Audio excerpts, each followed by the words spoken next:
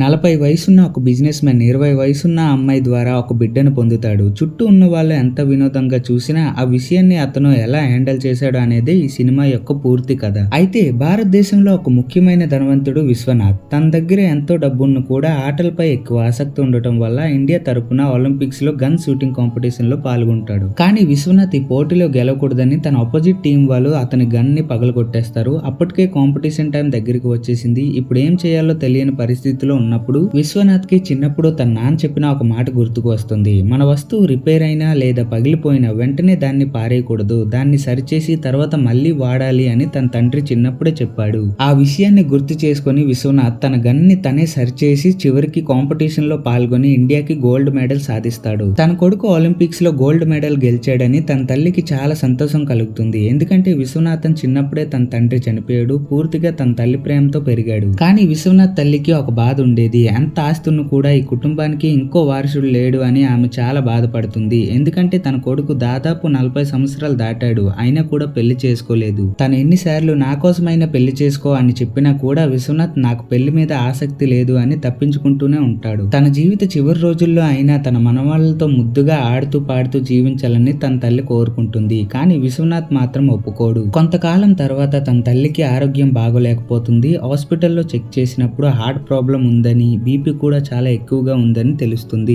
ఇలాగే వదిలేస్తే పరిస్థితి మరింత చేదుగా మారుతుందని డాక్టర్స్ ఆపరేషన్ కి సిద్ధం చేస్తారు. అప్పుడే డాక్టర్ ఆమెని ఈ వయసులో మీకెందుకు ఇంత బాధ అని అడగ్గా నా కొడుక్కి ఇంకా పెళ్లి కాలేదు, అదే నా పెద్ద బాధ అని ఆమె చెప్తుంది. అప్పుడు డాక్టర్ విశ్వనాథ్ ని పిలిచి మీ అమ్మకి ఆపరేషన్ చేసిన తర్వాత కూడా ఆమె సంతోషంగా ఉండడం మీ చేతుల్లో ఉంది. ఈ వయసులో ఆమె సంతోషంగా ఉండాలి, కానీ మీకు పెళ్లి కాలేదు అని ఆమె చాలా బాధపడుతుంది. కనీసం ఆమె కోసమైనా పెళ్లి చేసుకోండి అని సలహా ఇస్తుంది. అలాగే డాక్టర్ కి తెలిసిన ఒక అమ్మాయి ఫారెన్ లో ఉంటుందని, ఆమె కూడా డాక్టర్ అని, మీ ఇద్దరికి మంచి జోడీ అవుతుందని చెప్పి ఆ అమ్మాయి నంబర్ ఇస్తుంది. విశ్వనాథ్ కూడా సరే అని ఆ అమ్మాయి నంబర్ తీసుకుని మాట్లాడడం మొదలు పెడతాడు. రోజులు గడుస్తూ ఉండగా ఆ అమ్మాయి ఇంకా విశ్వనాథ్ మధ్య మంచి స్నేహం ఏర్పడుతుంది. తను ఫారెన్ లో ఉండడం వల్ల విశ్వనాథ్ తరచూ ఫారెన్ కి వెళ్లి రావడం చేస్తూ ఉంటాడు. ఇలా ఒక సంవత్సరం గడిచిపోతుంది. ఒక రోజు అకస్మాత్తుగా మీడియా అంతా సెన్సేషనల్ న్యూస్ రాబోతుంది అని తెలుసుకుంటారు. అందరూ విశ్వనాథ్ ఆ అమ్మాయిని పెళ్లి చేసుకుని వచ్చాడని అనుకుంటారు. కానీ నిజం అది కాదు. ఎయిర్పోర్ట్ నుండి దిగుతున్న విశ్వనాథ్ చేతిలో ఒక చిన్న బాబు ఉంటాడు. అది చూసి అందరూ షాక్ అవుతారు. మీ చేతిలో ఉన్న ఈ బిడ్డ ఎవరిది అని అడగ్గా విశ్వనాథ్ వీడు నా కొడుకు అని చెప్తాడు. అందరూ షాక్ అవుతారు. మీరు చెప్పేది నిజమా? మీ కొడుకా? మరి మీ బిడ్డకి అమ్మ ఎవరు అని అడగ్గా అప్పుడు తను చెప్తాడు, ఈ బిడ్డకు అమ్మ లేదు, నేను సరోగేట్ మదర్ ద్వారా ఈ బిడ్డను పొందాను అని. దీని తర్వాత నాకు వారసుడు లేడు అని ఎవరూ అనలేరు, మా కుటుంబానికి ఒక వారసుడు వచ్చాడు అని అంటాడు. ఈ మాట విని తన తల్లి షాక్ అవుతుంది. నిన్ను పెళ్లి చేసి నీ భార్య ద్వారా నీకు ఒక బిడ్డ పుట్టాలి అని అనుకుంటే ఎక్కడో ఒక సరోగేట్ మదర్ ద్వారా బిడ్డను తీసుకుని వచ్చావా? ఇప్పుడు నీ జీవితం ఎలా సంతోషంగా ఉంటుంది, ఆ బిడ్డకు భవిష్యత్తు ఎలా ఉంటుంది అని తన తల్లి అనేక ప్రశ్నలు అడుగుతుంది. కానీ ఆ బిడ్డను చూసిన వెంటనే ఆమెకు కొంచెం హ్యాపీనెస్ ఫీల్ అవుతుంది. విశ్వనాథ్ అమ్మ ఆ బిడ్డతో సమయం గడపడం మొదలు పెడుతుంది. ఇప్పుడు ఏమీ ప్రాబ్లమ్స్ ఉండవు. తన తల్లి కోరుకున్నట్టు విశ్వనాథ్ కి ఒక బిడ్డ పుట్టాడు అని అనుకుంటున్న టైంలో ఒక పెద్ద దుర్ఘటన జరుగుతుంది. అకస్మాత్తుగా ఆ బిడ్డకి ఆరోగ్యం బాగోలేకపోతుంది. ఇంకా నోట్లో నుంచి రక్తం కూడా వస్తుంది. వెంటనే హాస్పిటల్ కి తీసుకెళ్లి చెక్ చేసినప్పుడు ఆ బిడ్డకి ఎముకలకు సంబంధించిన ఒక విచిత్రమైన వ్యాధి ఉందని తెలుస్తుంది. ఆ వ్యాధిని క్యూర్ చేయాలంటే తప్పకుండా ఒక డోనర్ అవసరం అని డాక్టర్స్ చెప్తారు. ఆ డోనర్ అమ్మాయినా నానైనా మంచిది అని అంటారు. వెంటనే విశ్వనాథ్ కి బ్లడ్ టెస్ట్ చేస్తారు. కానీ టెస్ట్ రిజల్ట్స్ చూస్తే విశ్వనాథ్ నుండి డొనేషన్ సక్సెస్ అయ్యే అవకాశం చాలా తక్కువ అని తెలుస్తుంది. కానీ ఆ బిడ్డకి జన్మనించిన అమ్మ దొరికితే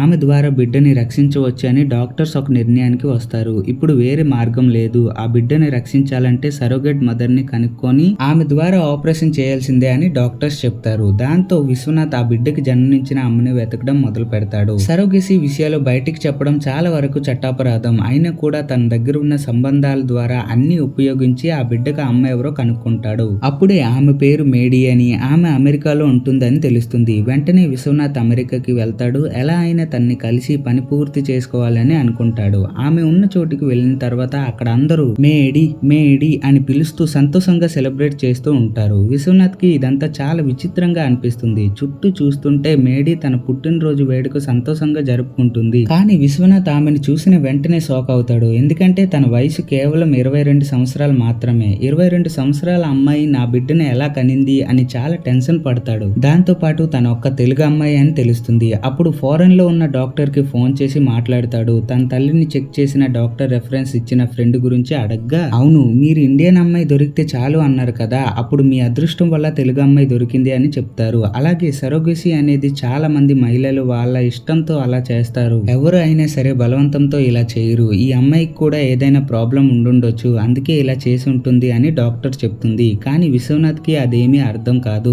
అయినా కూడా తన బిడ్డని కాపాడుకోవాలని మేడీ దగ్గరికి వెళ్ళాడు. జరిగిన విషయం అంతా చెప్పి, నువ్వు హెల్ప్ చేస్తే మంచిది కాబట్టి నువ్వు నాతో ఇండియాకి వచ్చి ఆపరేషన్ కి సహాయం చేయాలి అని విశ్వనాథ్ చెప్తాడు. కానీ మేడీకి ఆ బిడ్డపై ప్రేమ లేదా మమకారం ఏమీ ఉండదు. నేను వస్తాను, కానీ నాకు కావాల్సింది డబ్బు మాత్రమే. నాకు $75,000 కావాలి. అలాగే ట్రావెల్ ఇంకా మిగతా ఖర్చులు అన్ని మీరు భరించాలి, అప్పుడే వస్తా అని కండిషన్ పెడుతుంది. ఆ అమ్మాయి మాటలు విని విశ్వనాథ్ కి చాలా కన్ఫ్యూజన్ వస్తుంది. బిడ్డ ఆరోగ్యం బాగోలేదని చెప్పినా కూడా డబ్బు గురించే మాట్లాడుతుంది. నిజంగా ఈ అమ్మాయే ఆ బిడ్డకి అమ్మనా అని అనుకుంటాడు. అయినా సరే అన్ని కండిషన్స్ కి ఒప్పుకొని విశ్వనాథ్ మేడీని ఇండియాకి తీసుకొని వెళ్తాడు. ఇంటికి వచ్చిన వెంటనే విశ్వనాథ్ తల్లి మేడీని చూసి చాలా షాక్ అవుతుంది. ఇంత చిన్న అమ్మాయా, ఈ అమ్మాయి ద్వారా నువ్వు బిడ్డను పొందావా అని ఆశ్చర్యంగా అడుగుతుంది. మేడీ కూడా ఇంటికి వచ్చిన వెంటనే కొంచెం గర్వంగా మాట్లాడుతుంది. దాంతో విశ్వనాథ్ తల్లి కోపం వస్తుంది. ఎక్కడి నుంచి ఈ అమ్మాయిని తీసుకొని వచ్చావు, ఎలా మాట్లాడుతుందో చూడు అని అంటుంది. మేడీ ఇంటికి వచ్చిన తర్వాత కూడా బిడ్డ గురించి ఎక్కువగా అడగకుండా వేరే విషయాల గురించే మాట్లాడుతూ ఉంటుంది. ఆ బిడ్డను తన దృష్టిలో ఏమీ పెద్ద విషయం కానట్టుగా చూస్తూ వెళ్ళిపోతుంది. ఎందుకంటే తన దృష్టిలో తన ఒక సరోగేట్ మదర్ మాత్రమే. అందుకే ఆ బిడ్డపై ఎక్కువగా ఆసక్తి చూపించదు. కానీ ఆ రాత్రి ఆ బిడ్డ ఆగకుండా ఏడుస్తూనే ఉంటాడు. విశ్వనాథ్ తల్లి ఆ బిడ్డని చూసుకుంటుంది. బిడ్డ ఏడుపు ఎక్కువగా వినిపించడం వల్ల మేడీ వచ్చి చూస్తుంది. అప్పుడు ఆ బిడ్డని ఓదారించి నవ్విస్తుంది. ఆ సీన్ చూసిన విశ్వనాథ్ తల్లి మేడీని అడుగుతుంది, నువ్వు ఎందుకు ఈ బిడ్డని కనడానికి ఒప్పుకున్నావు, అసలు ఎందుకు ఇలా చేసావు అని అడుగుతుంది. అప్పుడు మేడీ చెప్తుంది, మా అమ్మ నాన్న ఒక కార్ యాక్సిడెంట్ లో చనిపోయారు. నేను అనాథాశ్రమంలో పెరిగాను. నాకు చదువు కోసం చాలా డబ్బులు అవసరం అయ్యింది. నేను కొన్ని అప్పులు తీసుకున్నాను. ఆ అప్పులు వడ్డీ మీద వడ్డీ పెరిగి చాలా ఎక్కువ అయిపోయాయి. అప్పుడే సరోగేసి ద్వారా బిడ్డని కంటే డబ్బులు వస్తాయని తెలిసింది. అందుకే ఈ బిడ్డను కన్నాను. ఆ డబ్బుతో నా చదువు మళ్ళీ మొదలు పెట్టాను. ఇప్పుడు మీ కొడుకు బిడ్డ ఆరోగ్యం బాగోలేదని నన్ను ఇక్కడికి తీసుకుని వచ్చాడు. డబ్బు అవసరం ఉండడం వల్ల డబ్బు అడిగాను, కానీ ఆ అవసరం లేకపోయినా వచ్చేదాన్ని అని చెప్పి అంతే నా కథ అని అంటుంది. ఇన్ని కష్టాలున్నా కూడా మేడీ అవి బయటికి చూపించకుండా సంతోషంగా ఉంటుంది. కొన్ని రోజుల్లో మేడీ ఇంకా విశ్వనాథ్ తల్లి మధ్య మంచి సంబంధం పెరుగుతుంది. తర్వాత రోజు ఆఫీస్ కి విశ్వనాథ్ తో మేడీ వెళ్తుంది. అక్కడ ఒక పెద్ద ఆయన విశ్వనాథ్ ని చాలా రోజులుగా కలవాలి అనుకుంటున్నాడు. కానీ తను మాత్రం ఆయన్ని ఇగ్నోర్ చేస్తూ వెయిట్ చేయండి అని చెప్తూ ఇగ్నోర్ చేస్తుంటాడు. అయితే ఇది చూసి ఎందుకంత ఇది, అయినా ఒక 5 minutes టైం ఇచ్చి మాట్లాడొచ్చు కదా అని మేడీ అంటుంది. ఇది విని కోపంలో తన్ని బయటికి వెళ్లి ఉండమంటాడు. అయితే తను మాత్రం బయటికి వెళ్లి తన తింగర పనులతో కంపెనీ వాళ్ళు అందరితో కబుర్లు చెప్తూ ఉంటుంది. అది చూసి ఇలాగైతే కంపెనీలో ఉన్న వాళ్ళందరూ పనులు చేయకుండా ఉండిపోతారు అని తనని విశ్వనాథ్ వెళ్తున్న ఒక ఇంటర్వ్యూకి తీసుకుని వెళ్తాడు. అక్కడ ఇంటర్వ్యూలో తన విజయానికి కారణం తన నాన్న అని చెప్తాడు. అంతలో అక్కడికి ఆ పెద్దయిన వస్తాడు. అతన్ని వెయిట్ చేయమని స్టూడియోలో ఉంచుతారు. అయితే ఇంటర్వ్యూ టైంలో తన వల్ల బాగుపడిన ఒక అబ్బాయి అమెరికాలో బాగా సెటిల్ అవడం వల్ల తనకు ఆ ఇంటర్వ్యూ ద్వారా కాల్ చేస్తాడు. అయితే అతన్ని చెప్తాడు, మీరు చేసిన హెల్ప్ వల్ల నేను ఇప్పుడు ఒక మంచి పెద్ద కంపెనీలో సీఈఓగా ఉన్నాను. ఇంకా సార్ మీరు ఇక్కడికి రండి, అంతా నేను చూసుకొని లాస్ వేగస్ కి ట్రిప్ కి వెళ్దామని చెప్తాడు. అప్పుడు విశ్వనాథ్ నువ్వు మా బస్ డ్రైవర్ కొడుకు కదా అని అడుగుతాడు. అప్పుడు అతను మెల్లగా కెమెరా దించేసి సైడ్ కి వచ్చి మెల్లగా అవును సార్ అని చెప్తాడు. అప్పుడు ఎందుకు మీ నాన్న పేరు చెప్పగానే అలా పక్కకి వచ్చేసావు అని అడుగుతాడు. మ్యాటర్ ఏంటంటే అతనుకు తన తండ్రి ఏం పని చేస్తున్నాడో అది మిగతా వాళ్ళకి తెలిస్తే ఇన్సల్ట్ గా ఉంటుంది అని అలా చేస్తాడు. అయితే అక్కడ విశ్వనాథ్ చెప్తాడు, నువ్వు ఎవరి వల్ల నీకు ఇన్సల్ట్ జరుగుతుంది అనుకుంటున్నావే, ఆయన వల్లే నేను నీకు డబ్బులు ఇచ్చా. మీ నాన్న నా దగ్గరికి వచ్చి నా కొడుకు కోసం కొంచెం డబ్బులు కావాలి సార్ అని 30 లక్షలు అప్పు చేశారు. అయినా అది నీ కోసం చేశారు. ఆ అప్పు తీర్చడానికి మీ నాన్న ఎంత కష్టపడుతున్నాడో. ఇప్పటికీ ఆయన నాకు 6 నెలలుగా ఆ డబ్బులు తిరిగి ఇవ్వడానికి నా ఆఫీస్ చుట్టూ తిరుగుతూ ఉన్నారు. కానీ నేను నా వల్ల అయ్యేంతగా ఆయన్ని ఇగ్నోర్ చేస్తున్నా. ఎందుకంటే నేను నీకు ఆ డబ్బులు ఇచ్చింది ఒక బాధ్యత తీసుకుని నేను నా తమ్ముడికి హెల్ప్ చేస్తున్నా అని ఇచ్చాను. ఇంకా మీ నాన్న చాలా మంచివాడు అని చెప్పి అక్కడే స్టూడియోలో ఉన్న తన నాన్నని ఇంటర్వ్యూలో అందరికి చూపించి ఇతనే ఆయన అని చెప్తాడు. ఇంకా ఒకవేళ నీకు వీలైతే మీ అమ్మ నాన్నని తీసుకుని లాస్ వేగస్ కి ట్రిప్ కి తీసుకుని వెళ్ళు అని చెప్తాడు. విశ్వనాథ్ తన దగ్గర పనిచేసి చాలా మందికి సాయం చేసిన మంచి మనిషి అని మేడీ గమనిస్తుంది. ఆ విషయాలు చూసి ఆమెకు విశ్వనాథ్ మీద గౌరవం పెరుగుతుంది. కొన్ని రోజుల్లో ఆపరేషన్ టైం దగ్గర పడుతుంది. మేడీ తన ఎముక భాగం నుండి అవసరమైన డొనేషన్ ని ఆ బిడ్డకి ఇస్తుంది. ఆపరేషన్ సక్సెస్ అవుతుంది. కానీ ఆపరేషన్ అయిన వెంటనే ఇంటికి వెళ్ళలేరు. 2 వారాలు హాస్పిటల్లోనే ఉండాలి.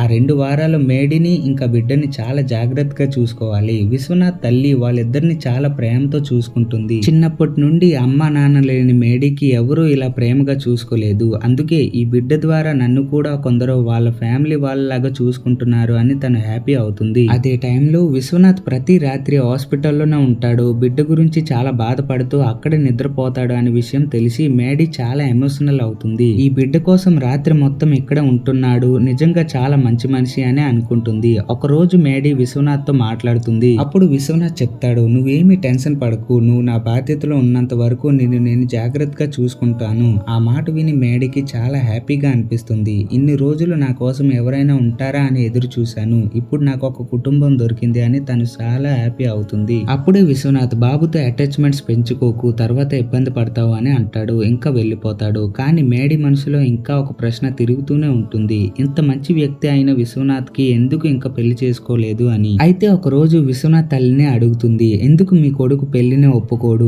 అయినా సమస్య ఏంటి అని. అప్పుడు విశ్వనాథ్ తల్లి ఒక నిజం చెప్తుంది, నా కొడుకు చిన్నప్పుడు చాలా కష్టాలు అనుభవించాడు, అందులో ముఖ్యమైనది తన తండ్రి గురించి. విశ్వనాథ్ చిన్నప్పుడు తన తండ్రి ఒక సినిమా హీరోయిన్ తో రెండవ పెళ్లి చేసుకున్నాడు. ఆ విషయం తెలిసిన వెంటనే విశ్వనాథ్ కి చాలా బాధ కలిగింది. చిన్నప్పుడు తన తండ్రిని అడిగాడు, నాన్న మీరు ఇలా ఎందుకు చేశారు? అప్పుడు తన తండ్రి చెప్పాడు, మీ అమ్మ మీద ఉన్న ప్రేమ తగ్గిపోయింది అని. ఆ మాట విని విశ్వనాథ్ షాక్ అయ్యాడు. నాన్న, ఒక వస్తువు పగిలిపోయినా లేదా రిపేర్ అయినా దాన్ని మళ్ళీ సరిచేసి వాడాలి అని మీరు నాకు చెప్పారు కదా, మరి అమ్మ మీద ప్రేమ తగ్గిపోయింది అని చెప్తున్నారు, ఆ ప్రేమని మళ్ళీ ఎందుకు తిరిగి తీసుకోలేరు అని అడిగాడు. అప్పుడు తన తండ్రి చెప్పాడు, అది వస్తువు, ఇది ప్రేమ, నువ్వు పెద్దయ్యాక నీకు అర్థమవుతుంది. ఒక రోజు నీ భార్య మీద ఉన్న ప్రేమ తగ్గి వేరే అమ్మాయి మీద ప్రేమ పుట్టవచ్చు. ఆ మాటకు విశ్వనాథ్ వెంటనే సమాధానం ఇచ్చాడు, మీరు ఆ తప్పు చెయ్యుండొచ్చు, కానీ నేను ఆ తప్పు ఎప్పటికీ చేయను, నేను నా జీవితంలో పెళ్లి చేసుకోను. ఆ రోజు చెప్పిన మాటని విశ్వనాథ్ ఇప్పటి వరకు నిలబెట్టుకుంటున్నాడు. 40 సంవత్సరాలు వచ్చినా కూడా పెళ్లి చేసుకోలేదు. నాకు ఒక వారసుడు కావాలని నేనే తన మీద ప్రెషర్ పెట్టాను, అందుకే సరోగేట్ మదర్ ద్వారా బిడ్డను పొందాడు అని తన తల్లి మేడీకి చెప్తుంది. ఆ కథ మొత్తం విని మేడీకి విశ్వనాథ్ మీద చాలా జాలి ఇంకా ప్రేమ కలుగుతుంది. ఇంత మంచి వ్యక్తి జీవితంలో ఎంత బాధల్లో ఉన్నాడా అని ఆమె చాలా ఫీల్ అవుతుంది. ఆ రోజు నుండి విశ్వనాథ్ మీద తనకు ఒక ప్రత్యేకమైన అనుభవం ఏర్పడుతుంది. కొన్ని రోజుల తర్వాత ఇద్దరు కలిసి ఒక హోటల్ కి వెళ్తారు. మేడీ అక్కడ ఫుడ్ కోసం వెయిట్ చేస్తూ ఉంటుంది. అప్పుడే హోటల్ ఓనర్ తనకంటే ముందు వెళ్లి, ఇది నా హోటల్, నేను లైన్ లో రాను అని పొగరుగా అంటాడు. దానికి సమాధానంగా తను మిడిల్ ఫింగర్ చూపిస్తుంది. అప్పుడు అతనికి కోపం వచ్చి తనని బయటికి నెట్టేస్తాడు. కానీ వాళ్ళు ఒకడు తనని బ్యాడ్ టచ్ కూడా చేస్తాడు. ఆ విషయం విశ్వనాథ్ కి తెలిసిన వెంటనే చాలా కోపం వస్తుంది. అప్పుడు అతన్ని ఇంకా తన ఫ్రెండ్స్ ని ఫుల్ గా చితక్కొట్టి తనకు సారీ చెప్పిస్తాడు. ఈ హోటల్ నీదని గర్వంతో మేడీని బయటికి పంపించావా, ఇప్పుడు ఈ హోటల్ ని నేనే కొనేస్తాను అని చెప్పి ఆ హోటల్ ని కొనేస్తాడు. ఆ విషయం చూసి మేడీ చాలా ఎమోషనల్ అవుతుంది. నా కోసం ఎవరైనా ఇలా కోపం పడతారా, నా కోసం ఫైట్ చేస్తారా అని అనుకుంటుంది. అప్పుడు తను నిజాయితీగా, నా పక్కన కూడా కొంచెం తప్పుంది అని చెప్తుంది. అప్పుడు విశ్వనాథ్ చెప్తాడు, తప్పు మొత్తం నీ పక్కన ఉన్నా కూడా నేను నిన్నే సపోర్ట్ చేస్తాను,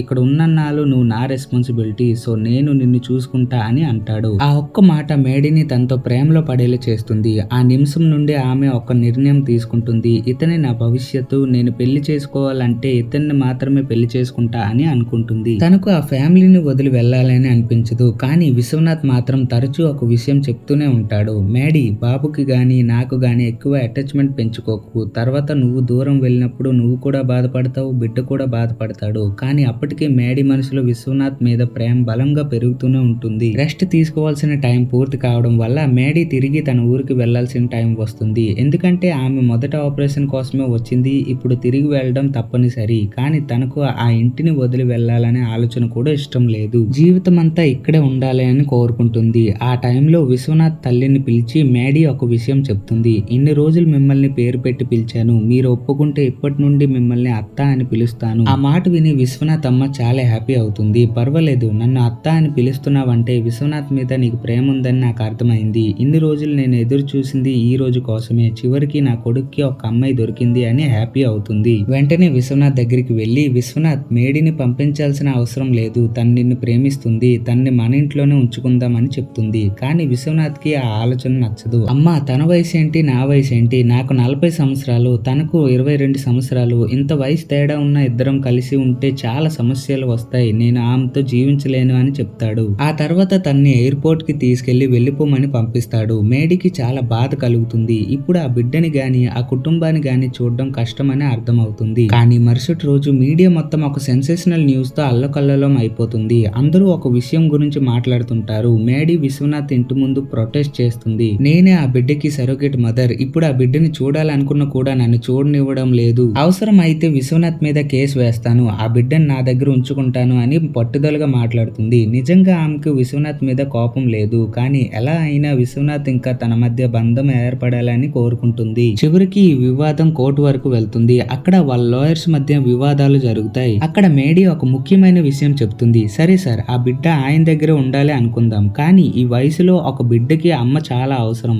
అయినా ఒక బిజినెస్ మ్యాన్ ఉదయం బయటికి వెళ్లి రాత్రి ఇంటికి వస్తారు. ఇలాంటి పరిస్థితిలో ఆయన బాబుని ఎలా చూసుకుంటారని ప్రశ్నిస్తుంది. అప్పుడు విశ్వనాథ్ చెప్తాడు, మా ఇంట్లో పని వాళ్ళు ఉన్నారు, మా అమ్మ ఉంది. దానికి మేడీ సమాధానం ఇస్తుంది, పని వాళ్ళు గాని అమ్మమ్మ గాని అమ్మ స్థానాన్ని పూర్తి చేయలేరు. ఒక బిడ్డని తన అమ్మ మాత్రమే పూర్తిగా చూసుకోగలదు. అప్పుడు జడ్జి ఒక నిర్ణయం తీసుకుంటాడు. విశ్వనాథ్ గారు, మీరు బిడ్డని బాగా చూసుకుంటున్నారు అని చెప్తున్నారు కదా, సరే ఆ బిడ్డని మీ దగ్గరే 6 నెలలు ఉంచుకోండి. ఆ 6 నెలల టైంలో మేము ఒక టీం ని పంపిస్తాం. ఆ టీం మీరు బిడ్డని ఎలా పెంచుతున్నారో గమనిస్తుంది. రిపోర్ట్స్ పాజిటివ్ గా ఉంటే బిడ్డ మీ దగ్గరే ఉంటాడు, నెగటివ్ గా ఉంటే బిడ్డ తన అమ్మ దగ్గరికి వెళ్తాడు అని జడ్జి తీర్పిస్తాడు. తర్వాత నుండి తన బిజినెస్ కంటే ముఖ్యంగా బిడ్డని చూసుకోవడం ముఖ్యం అని విశ్వనాథ్ నిర్ణయించుకుంటాడు. ప్రతిరోజు డైపర్ మార్చడం నుండి బిడ్డకు కావలసిన అన్ని పనులు తనే చేయడం మొదలు పెడతాడు. కానీ విశ్వనాథ్ ఒక పెద్ద ధనవంతుడు. చిన్నప్పటి నుండి హైజీన్ కి చాలా ఇంపార్టెన్స్ ఇచ్చి పెరిగాడు. అందుకే డైపర్ మార్చిన కూడా మాస్క్, గ్లౌస్ వేసుకొని చాలా జాగ్రత్తగా చేస్తాడు. కోర్ట్ టీం వచ్చి ఆ సీన్ చూసి నవ్వుతుంది. సార్, ఒక డైపర్ మార్చడానికి ఆపరేషన్ థియేటర్ కి వెళ్ళినట్టు రెడీ అయ్యారా? ఇది మీ పేరెంటింగా అని అడుగుతారు. విశ్వనాథ్ తన విధానంగా ఎక్స్ప్లెయిన్ చేసినా కూడా ఆ టీం కి పూర్తిగా నమ్మకం రాదు.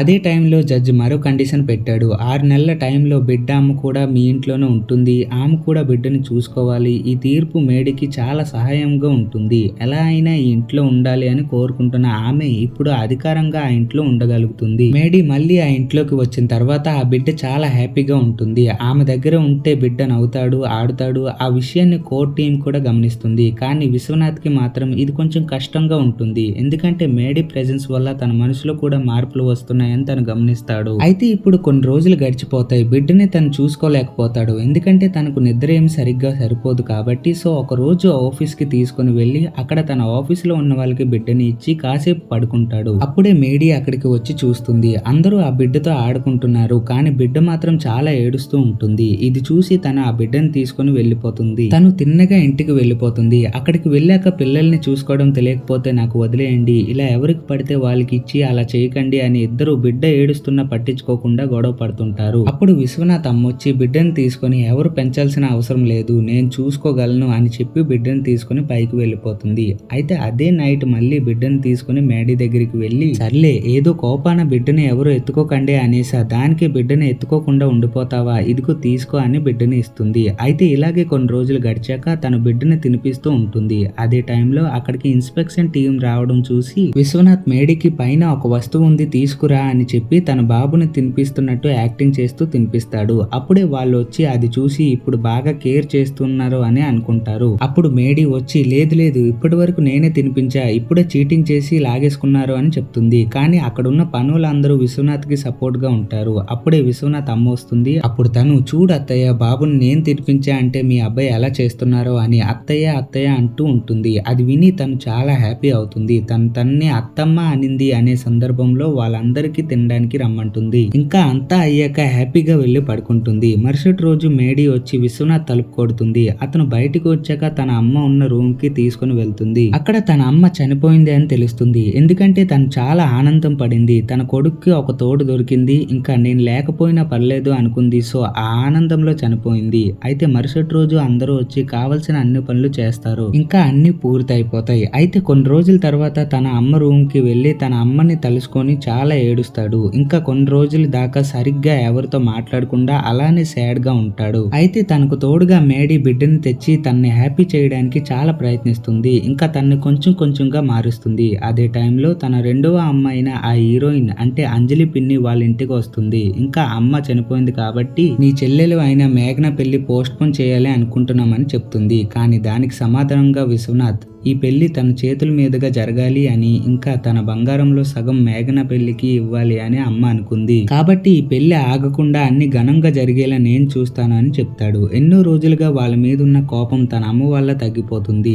అయితే తర్వాత వాళ్ళు ముందు ఇల్లు ఉన్న ఊరు ఊటీకి మేడి, బాబు ఇంకా విశ్వనాథ్ వెళ్తారు. అక్కడ అందరూ తనని వెల్కమ్ చేస్తారు. ఎందుకంటే విశ్వనాథ్ చిన్నప్పుడు ఇక్కడ ఉండేవాడు. సో అక్కడ ఉండే పని వాళ్ళు అందరినీ కూడా బాగా గుర్తుపడతాడు. ఇంట్లో అందరూ తను రావడం వల్ల హ్యాపీగా ఉంటారు. కానీ తన చెల్లి మాత్రం కొంచెం మూడ్ ఆఫ్ లా ఉండి వచ్చినందుకు థ్యాంక్స్ అని చెప్పి వెళ్ళిపోతుంది. అయితే అదే రోజు వాళ్ళ ఫంక్షన్ హాల్ ని బుక్ చేసుకోవడానికి అక్కడ ఉన్న ఒక రాజకీయ నేత వచ్చి వాళ్ళతో గొడవ చేస్తూ ఉంటాడు. అక్కడికి విశ్వనాథ్ వచ్చి ఒక కాల్ చేసి వాడు నోరు ముయించేలా పెద్ద కాంటాక్ట్స్ కి కాల్ చేసి అతన్ని పంపించేస్తాడు. కానీ వాడు వెళ్తున్నప్పుడు ఒక మైక్ ఉన్న స్టేజ్ దగ్గరలో కోపంలో అయినా ఒకడు ఉంచుకున్న దాని పెళ్లికి ఎందుకురా ఇంత అని అంటాడు. అది మొత్తం పెళ్లి మండపంలో అందరికి వినిపిస్తుంది. అప్పుడు విశ్వనాథ్ వాడిని కొట్టాలి అనుకుంటాడు. కానీ అంజలి పిన్ని ఆపేస్తుంది. ఎందుకంటే వాళ్ళకి ఈ మాటలు పడి పడి అలవాటు అయిపోయాయి. సో ఇప్పుడు గొడవ పెట్టుకున్నా మారేదేం లేదు అని వదిలేయమంటుంది. అయితే ఒక రోజు తర్వాత మగ పెళ్లి వాళ్ళు వస్తారు. అందులో పెళ్లి కొడుకు వాళ్ళ పెదనాన్న ఒక్కడు ఉంటారు. అతనికి చాలా కోపం. సో ఎప్పుడు కోపంలో ఉంటాడు. అయితే పెళ్లి కొడుకు అతనికి మేఘన ఒక్క ఉంచుకున్న దానికి పుట్టింది అని చెప్పలేదు. సో తర్వాత ఆ విషయం తెలియగానే కోపంలో ఈ పెళ్లి క్యాన్సిల్ చేసేద్దామని పట్టుపడతాడు. అప్పుడు మేఘన కూడా కోపంలో నాకు ఈ పెళ్లి వద్దు అని అంటుంది. అప్పుడు విశ్వనాథ్ తన్ని చెప్పాలి అనుకుంటాడు. కానీ తను అంటుంది, అయినా ఇన్ని రోజులుగా లేని ఈ చెల్లి మీద ధ్యాస ఇప్పుడు చూడాల్సిన అవసరం లేదు. నాన్న ఉండేటప్పుడు మాకంటూ కొంత అయిన పరువు ఉండేది. కానీ ఆయన వెళ్ళిపోయిన తర్వాత మాకంటూ అవమానమే తప్ప ఏమీ మిగలలేదు. నాన్న మాకన్నా మీకాడే ఎక్కువగా ఉండేవాడు. ఆయన కూడా మీకు నా మీద కోపం. ఒక్కసారైనా మాపై ఏం నడుస్తుందో ఊహించావా? నాన్న కోసం వద్దు అనుకుని వచ్చిన అమ్మని వాళ్ళ సొంత అమ్మ నాన్న వద్దనుకున్నారు. అయినా ఇవన్నీ మీకు అర్థం కావు అని అక్కడి నుంచి వెళ్ళిపోతుంది. అంతా తన వల్లే జరిగింది కాబట్టి తనే ఇవన్నీ సరిగ్గా చేయాలి అని అనుకుంటాడు. అప్పుడు తిన్నగా ఆ రాజకీయ నేత దగ్గరికి వెళ్లి అతని రోడ్డు పైకి ఈడ్చి కొట్టి కొట్టి తాట తీస్తాడు. ఇంకా అతన్ని కొట్టింది మేఘన వాళ్ళ అన్న అని చెప్పండి అని అందరికీ తెలిసేలా చేస్తాడు. ఇది అయిపోయాక మిగిలింది అంజలి పిన్ని వాళ్ళ అమ్మ నాన్న. సో వాళ్ళ అడ్రస్ కనుక్కొని వాళ్ళ ఇంటికి వెళ్తాడు. అక్కడ అతను చూస్తాడు ఒక పోస్ట్ ఆఫీస్ వాడు పెన్షన్ డబ్బులు ఇవ్వడానికి వచ్చాడు. ఇంకా ఒక కూరగాయలు అమ్మే ఆవిడ, ఇలా చాలా మంది వాళ్ళ చుట్టూ ఉంటారు. అయితే అక్కడికి వచ్చాక విశ్వనాథ్ నేను మేఘన అన్నయ్యని, తన పెళ్లి గురించి మీకు చెప్పడానికి వచ్చా అని అంటాడు. అప్పుడు వాళ్ళు